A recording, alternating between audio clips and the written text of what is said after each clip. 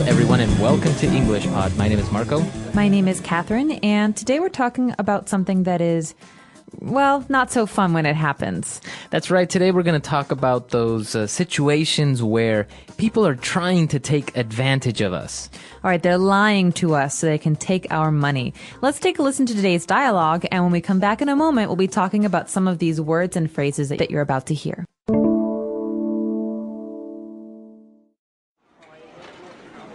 I got an urgent email from Tom. He says he's in London and got robbed and needs us to wire him some money for his hotel. What? That sounds really dodgy to me. No way. Tom is an honest person. He wouldn't lie to me. No, I mean, it seems like someone may have hacked his email account and sent that out. I mean, think about it. Why would he email you instead of calling you? Do you really think someone is trying to scam people into sending money? For sure. There's so many con artists out there, you never really know. All right, we're back, so let's take a look at some language on Language Takeaway. Language takeaway. In Language Takeaway, Marco, one of the first things we hear is that I got an urgent email from Tom. That's right, so this is an adjective, something that is urgent. It's urgent. That means it needs to be looked at immediately. It's very important. That's right. So you can have an urgent email. That means it's very important email, or something in a situation can be urgent. Yeah, like an emergency. So exactly. Urgent care we talk about at the hospital. It's something that needs to be looked at by a doctor immediately, urgently. That's right, urgently. That would be the adverb. Now, we go on to say that the email is urgent because it's from Tom, and the email said that he is in London and he got robbed. All right, he got robbed. All right, so to rob is the verb, R-O-B, but here it's important to look at the verb got. This means that whatever's happening, it happened to him, to the friend, by someone else. That's right. So someone robbed him. Mm-hmm. All right, he got robbed. That means someone took his money, right? That's right. So the verb would be to get, and robbed would be an adjective ending ed. But we also have the verb to rob. And if you rob someone, that means that you are stealing his or her money. Yeah, if I rob Marco, it means I take Marco's money from him. But if I got robbed by Marco, it means he took my money. That's right. So remember, if you use the verb to rob by itself, that means that you are doing the action or someone is stealing from another person. But if you get robbed or a person got robbed, that means he or her got money taken from him. Mm-hmm. Now, the friend got robbed. Someone took his money, and we've been asked to wire him some money. Okay, to wire money. That's right, to wire money. And this basically means to send money. It's a very old way or form of sending money. Basically, you're sending money electronically. You don't actually buy an envelope and put some money in it and send it in the mail. You go to a bank or Western Union and you transfer the money electronically. That's right. So to send an electronic transfer of money, we usually say you wire someone some money. Yeah, I'll wire it to you. That's right. All right, now continuing on, the main topic about today's lesson is about people trying to scam other people. All right, here the verb to scam means to lie or to be dishonest with someone so that you can take their money or That's right. to take advantage of them. That's right. So to scam means to take advantage of someone, to lie to someone. But you also have a scam, a noun, which is, a situation where people are trying to take your money. So a very famous scam might be people in a big city like Paris saying, "Oh, I'm a tourist. I'm lost. Can you help me? Can you give me some money to go to the train station?" And really, these people, they're not lost. They just want you to give them money. That's right. So this is called a scam. And what they're doing is they are trying to scam you. That's right. And so we actually have a word for these type of people. We say they are con artists. They are conning you. A con artist. Okay, so we know what an artist is. An artist is a person who maybe paints pictures or, makes something creative. But a con is someone who breaks the law. All right, so a con artist is someone who creatively breaks the law. That's right. So these are basically thieves or people who take advantage of other people or steal from other people in a very creative way. So there are situations where they may sell something that doesn't even really belong to them. That's right. So the thing to remember here with a con artist is that there's almost always a story. Mm-hmm. You know, you have to, they give you this story and they make you believe them, and then you give them money or you give them some help that they don't deserve, and that way they take it away from you. That's right. All right, so we've taken a look at a lot of language here. Let's take a break, listen to the dialogue again, and we'll be back in a bit.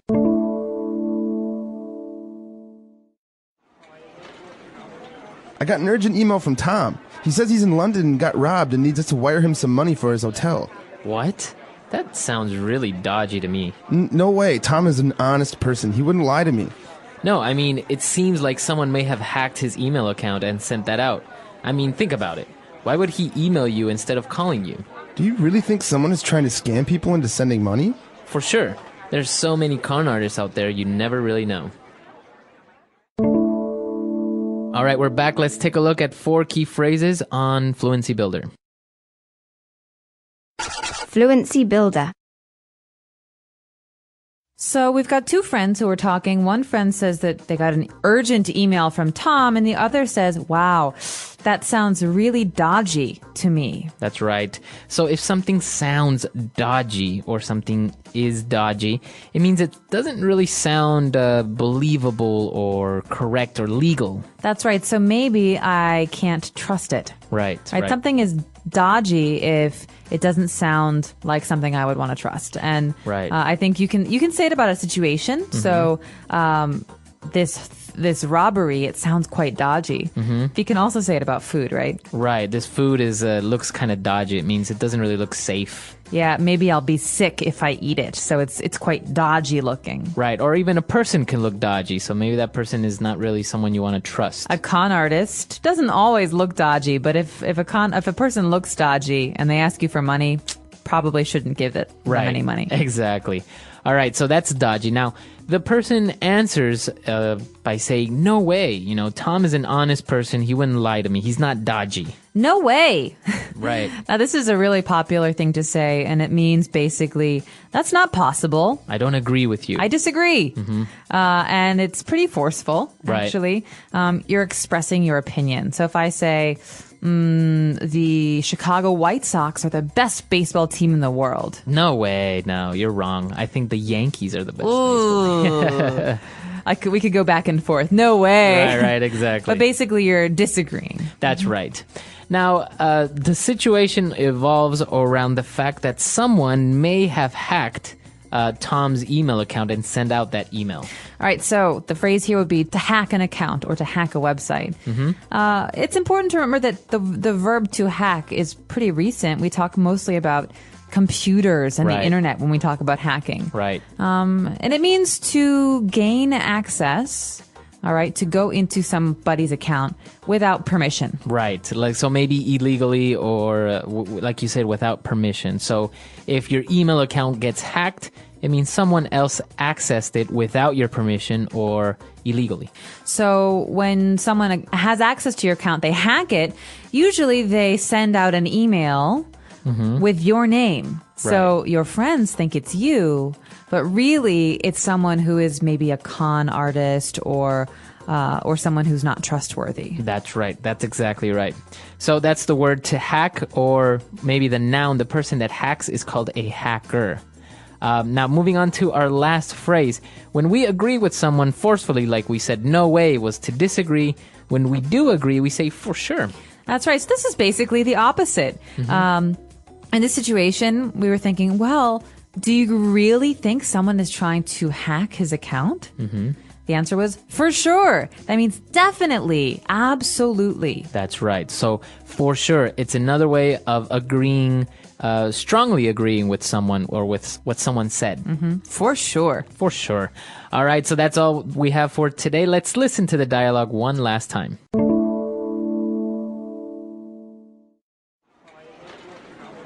I got an urgent email from Tom. He says he's in London and got robbed and needs us to wire him some money for his hotel. What? That sounds really dodgy to me. No way. Tom is an honest person. He wouldn't lie to me. No, I mean, it seems like someone may have hacked his email account and sent that out. I mean, think about it. Why would he email you instead of calling you? Do you really think someone is trying to scam people into sending money? For sure. There's so many con artists out there, you never really know. All right, we're back. So talking about scams and con artists, in China, there is actually a very, very, very famous scam involving tea. That's right. And this is something that you might experience in Beijing or Shanghai or any big city. I hope you don't. But basically, as a tourist, you're traveling around. You go to a major tourist site like Tiananmen or the People's Square in Shanghai. And some other tourists, some Chinese tourists, they come to you and they say, hello. Where are you from? Are you traveling here? We're traveling too. Right. And then after about half an hour, maybe 1 hour of talking, they say, hey, we were thinking about going to have some tea. There's a tea festival. Would you like to come with us? Right. And you go and you drink some tea and you chat and you think, wow, I've made some nice new friends. These people are very nice. And then you get the bill. Right. And it's like $200 US, which is pretty crazy for tea. So Exactly. it's a scam. These people are con artists. They build trust. They make you trust them. They make you think, wow, I have nice new friends. And then they steal your money. They steal your money. That's right. It's a very popular scam in China. So, and basically, if you do come here, just be aware of it. It's usually young people. They say they're university students, or they say they are from another city.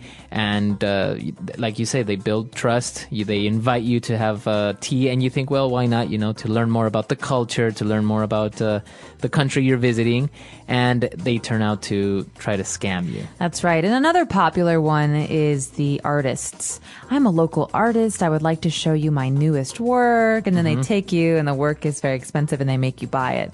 Yeah. So just be aware. I think what you said is true, Marco, that, you know, you just have to be careful and have to recognize that not everyone wants to be your friend. Exactly, yeah. So be careful when you're traveling. And I'm sure it happens in many other countries. Maybe you have some stories that you've experienced, or maybe some local types of scams that you may know about in your country. That's right. Let us know. Our website is englishpod.com. Try and use those new words, con artist and scam. We'll be around answering your questions. Let us know. englishpod.com. We'll see you there. Bye.